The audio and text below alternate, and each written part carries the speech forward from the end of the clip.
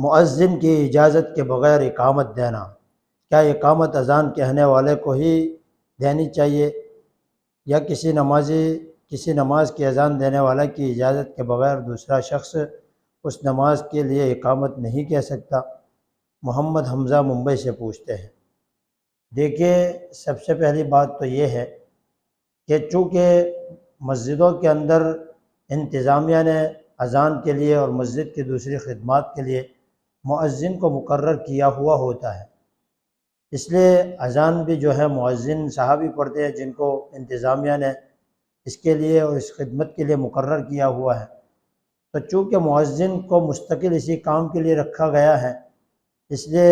مؤذن کی اجازت کے بغیر، یعنی جو شخص اذان دیتا ہے اس کی اجازت کے بغیر کسی دوسرے شخص کا اقامت کہنا یہ بالکل مکروہ ہے، اور خاص طور پر اس حالت کے اندر اور اس صورت کے اندر جبکہ اس کی اجازت کے بغیر مؤذن کو برا بھی لگتا ہو، اس کی دل آزاری ہوتی ہو، اس کا دل دکھتا ہو، تو ایسی حالت میں تو بالکل درست ہی نہیں ہے۔ لیکن اگر کوئی آدمی مؤذن کی اجازت سے تکبیر کہتا ہے، یا اگر وہ مؤذن کی اجازت تو نہیں لیتا لیکن مؤذن کو اس کی اجازت کے بغیر تکبیر کہنے کے باوجود بھی وہ برا نہیں مانتا، اس کی دل آزاری نہیں ہوتی، اس کا دل نہیں دکھتا ہے، یا پھر مؤذن اذان دینے کے بعد مسجد میں موجود نہیں ہے، کسی کام وغیرہ کے لیے چلے گئے یا پھر کسی حاجت کے لیے، پیشاب پاخانہ کے لیے چلے گئے، تو ایسی صورت کے اندر پھر مؤذن کے علاوہ کسی اور شخص کا جو ہے اقامت کہنا یہ بالکل درست ہے، بلا کراہت جائز ہے۔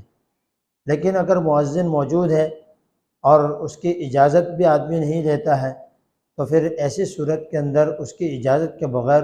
اقامت کہنا یہ بالکل مکروہ ہے، ایسا نہیں کرنا چاہیے، اور اس سے انتظامیہ کے انتظام کے اندر بھی اور نظم کے اندر بھی خلل واقع ہوتا ہے۔ اس لیے مؤذن کی اجازت دے لیں،